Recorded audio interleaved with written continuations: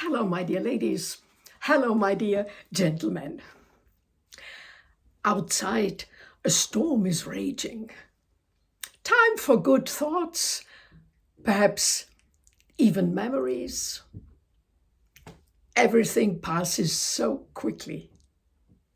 Here's a picture I painted myself of my two sons.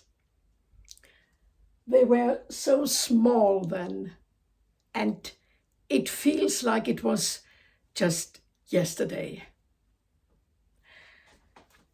Isn't it wonderful that we can instantly recall our memories? I used to worry about them. Now I think it's all different than you imagine.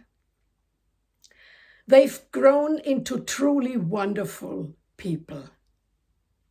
To me, they are still the little boys fighting over toy cars. They are the good people themselves. We, as parents, simply tried to do everything right and well. But I believe everyone has their own destiny, regardless of whether they come from a good or bad home. You also have to be lucky with your children. I often read about children who suddenly disappear and are then found victims of crime. I feel deeply for the parents, and I'm still so grateful that I was spared this terrible fate. Or what happened to poor little Maddie? These are terrible trials in life. This uncertainty. When your own children have grown up well, without major problems, it's a great blessing. I'm so happy that my children have turned out so wonderfully. They also have good partners, which isn't something to take for granted.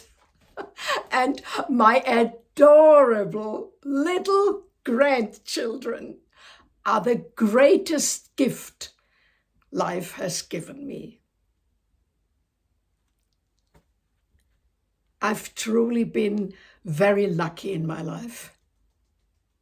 We all have problems. That's normal, and we learn from them. I'll close with a quote from Hildegard von Bingen, whom I greatly admire.